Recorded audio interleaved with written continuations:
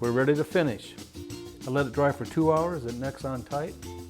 Taped it off on the fretboard so that it won't get finish on it. And in the process of putting the neck on, I got a couple little tiny gaps when I was done. So I filled those with color tone mahogany and ash grain filler. The mahogany was a little too red for this pale colored mahogany, but the ash toned it down and I got a pinkish look. I taped off on both sides of the heel and then the heel too, and squeeged into that little crack and just smoothed it in like icing on a cake. Give it about 4 minutes to start flashing off. It dries fast. Peeled off the tape and got in there with some 400 grit sandpaper and just butt sanded it right up to the joint.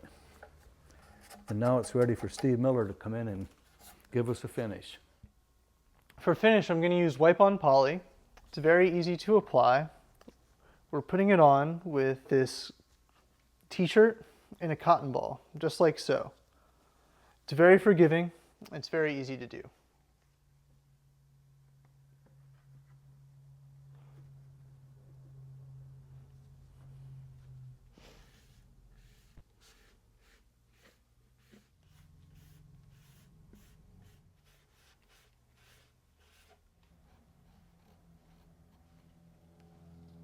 My plan was to hang this up to dry, but as I went, it dried so quickly, the wood just soaked it all up.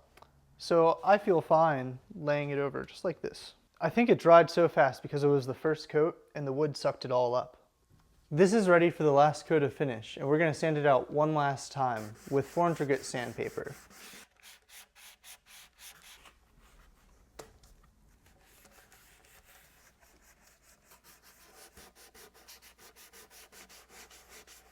And now it's time for the final coat. I've switched to this foam brush because it's a little bit easier to get in these corners. It also goes on a little bit thicker. The damp rag was really just a sealer coat, and this one was going to go on really thick and bulky.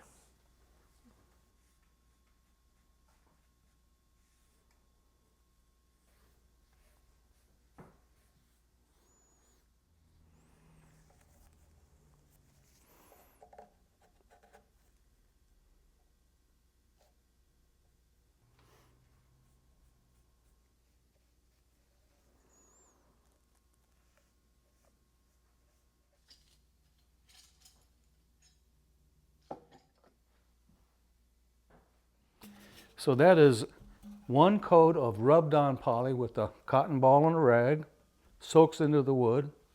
One coat of brushed on poly with a foam brush, sanded after that. The second coat got sanded too, and this is the third coat, and I'm not going to sand it. It's very uniform and it's got a great sheen to it, actually a shine.